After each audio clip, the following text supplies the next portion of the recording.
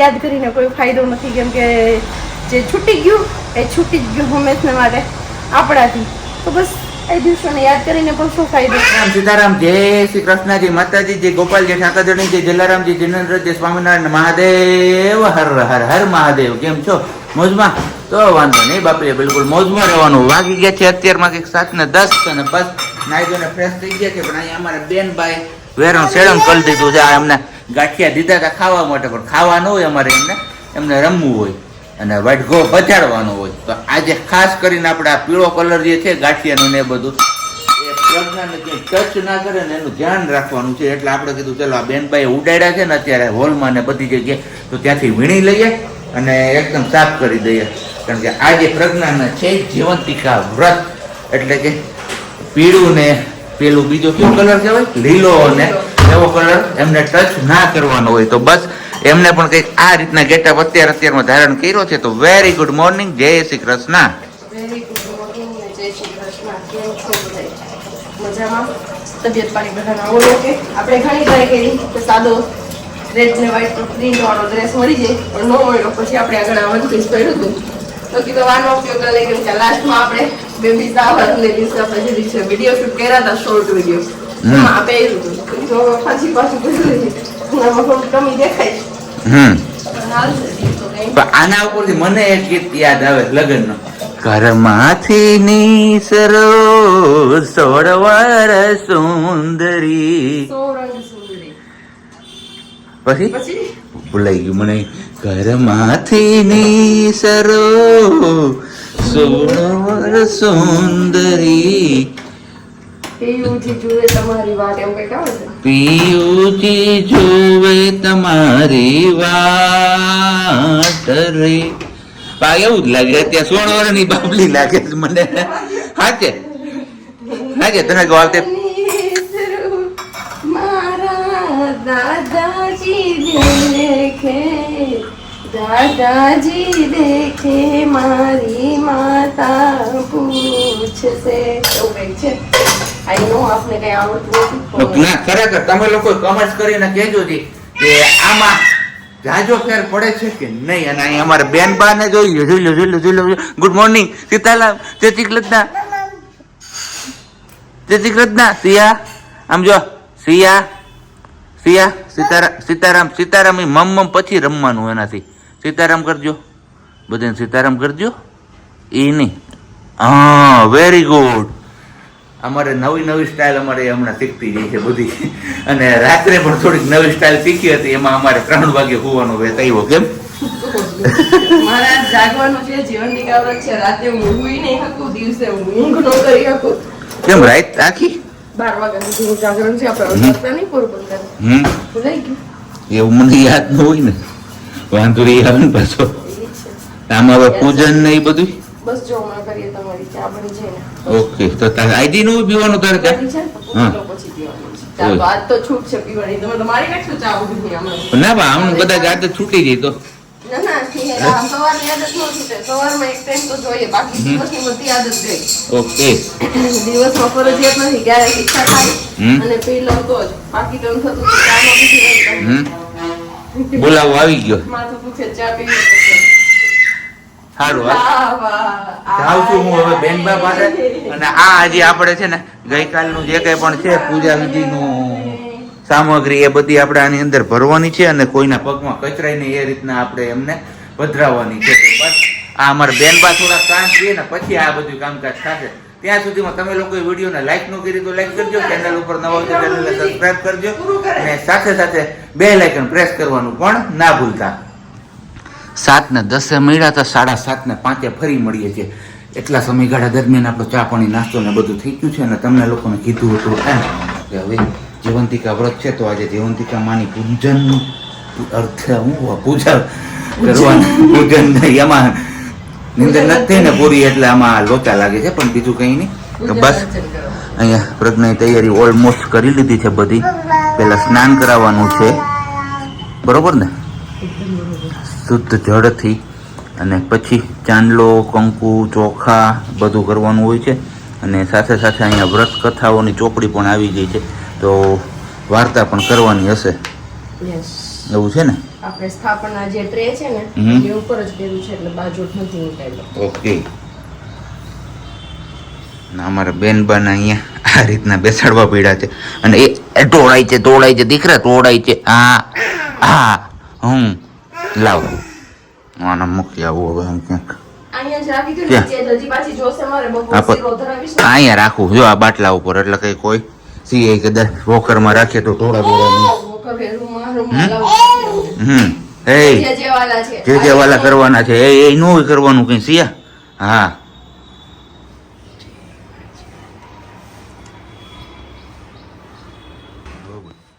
અખંડ જ્યોતનો દીવો આપણે પહેલા જ રેડી કરીને રાખી દીધો હતો. ઓકે. વ્હાઈટ ને બધું બનાવી અને દિવેલ પૂરીને રાખી દીધો હતો, ખાલી પ્રગટાવવાનો જ રહે.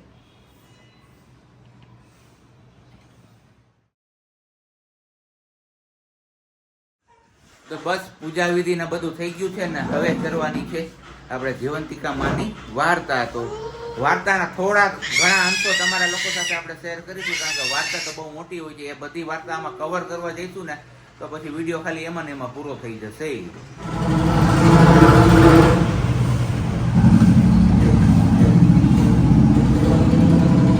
જીવંતિકા વ્રત, આ વ્રત શ્રાવણ માસના શુક્રવારથી વ્રત શરૂ કરી શકાય. જો પ્રથમ શુક્રવારે ન થઈ શકે તો બીજા શુક્રવારે શરૂ કરી શકાય. પ્રાતઃકાળે ઉઠી સ્નાન વિધિથી પરવારી માની તસવીર સામે 5 દિવેટનો ઘીનો દીવો કરવો, અવીલ ગુલાલ પુષ્પો સ્તુતિ અને પ્રાર્થના કરી કથા સાંભળવી. આ વ્રત કરનાર સ્ત્રીઓ પીળા વસ્ત્રો, પીળા અલંકારો કે પીળા રંગની વસ્તુઓનો ત્યાગ કરવો, લાલ વસ્ત્રો પહેરવા, પીળા મંડપ નીચે સૂવું નહીં અને ચોખાનું પાડી ઓળંગવું નહીં. કથા પૂરી થયા પછી 5 દિવેટના દીવાથી આરતી ઉતારવી, ખાંડના શીરાનો કે સાકરનો પ્રસાદ વેચવો અને પોતાના સંતાનની રક્ષા માટે માતાજીને પ્રાર્થના કરવી. વ્રતના દિવસે એકટાણું કરવું, જૂઠું ન બોલવું, કોઈની નિંદા ન કરવી અને આખો દિવસ માના જાપ જપવા.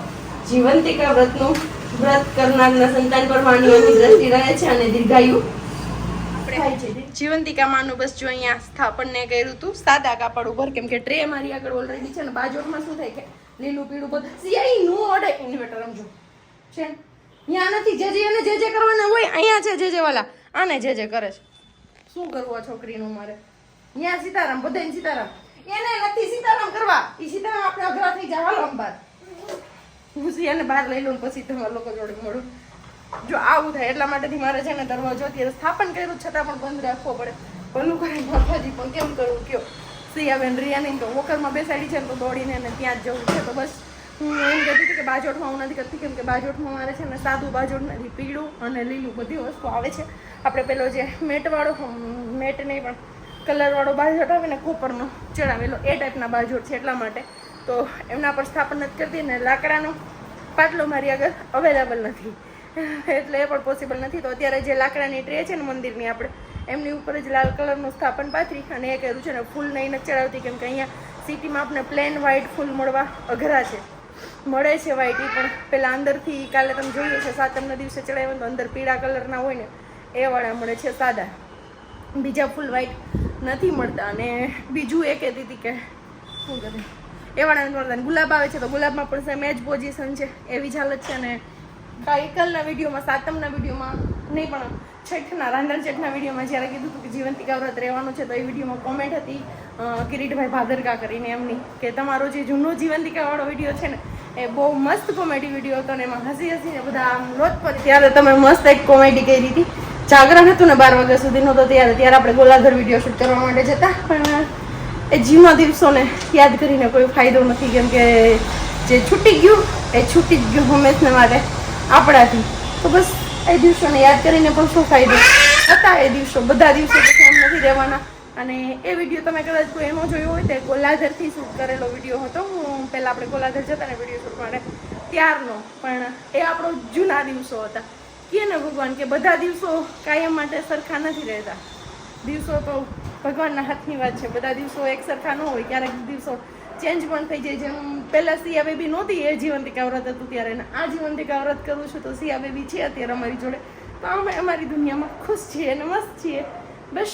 પણ ભગવાનના હાથની વાત છે. આપણે ખોટો એ દિવસો યાદ કરીને કોઈ ઇમોશનલ નથી થવાનું. બસ આજના દિવસે હવેથી ખુશ રહીશું આપણે. એને સિયા દીકરો કેમ કે અમારી હારે અમારો સિયા દીકરો છે, પછી અમારે શું જોઈએ બીજું. અને એ વિડીયો કદાચ ન જોયો હોય તો તમે લોકો જોઈ લેજો.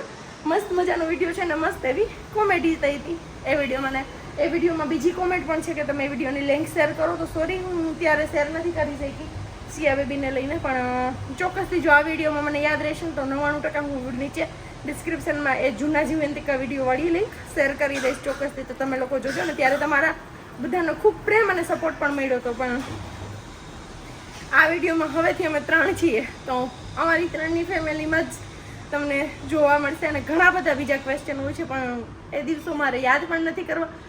એના માટે મસ્ત મજાની વાત છે, હું શેર. કોઈએ પૂછ્યું મને કે તમે આટલા બધા ખુશ કેમ રહો છો, તો મેં કહ્યું કે જિંદગીની ગાડીમાંથી એ સાઈડના ગ્લાસ જ કાઢી નાખ્યા છે કે જેમાંથી છૂટેલા સંબંધો અને છૂટેલા રસ્તાઓ દેખાતા હતા.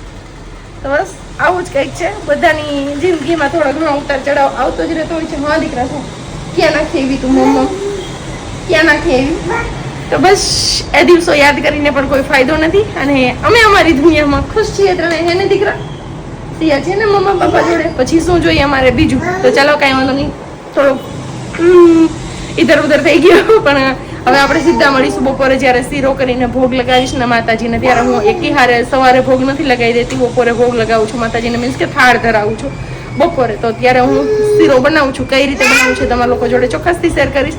અને હું આવી રીતે પૂજાપાઠ કરું છું, તમે લોકો કેવી રીતે કરો છો એ ચોક્કસથી કોમેન્ટ કરીને કહેજો કે તમારામાંથી કોણ કોણ આ વ્રત કરે છે અને કેવી રીતે એમને પૂજાપાઠ કરે. ચલો, હું તમને કીધું હતું કે શીરો બનાવીશ ત્યારે બતાવીશ કે હું કઈ રીતે બનાવું છું. તો જો અહીંયા આપણે ખાંડવાળું પાણી ઉકળવા માટે મૂકી દીધું છે, મીન્સ કે ગરમ થવા માટે. તો પેલા ખાંડ ઉગાડી દઉં, ગેસ ફૂલ છે ને એટલે. અહીંયા જાડો લોટ અને ઘી લઈ લીધું છે, કેમ કે આ શીરો તમારે કાં જાડા લોટનો બનાવવાનો, કાં શીરો બનાવવાનો, કાં લાપસી બનાવવાની, બેમાંથી એક. પણ લાપસીમાં શું થાય, ખાંડવાળા પાણીમાં બનાવવાની, ગોળવાળું નહીં.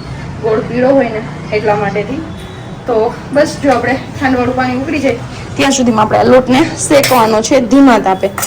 મેં ગેસ ચાલુ કરી દીધો છે પણ ધીમો રાખ્યો છે, કેમ કે ખાંડનું પાણી ઓગાળું છું ને એટલા માટે.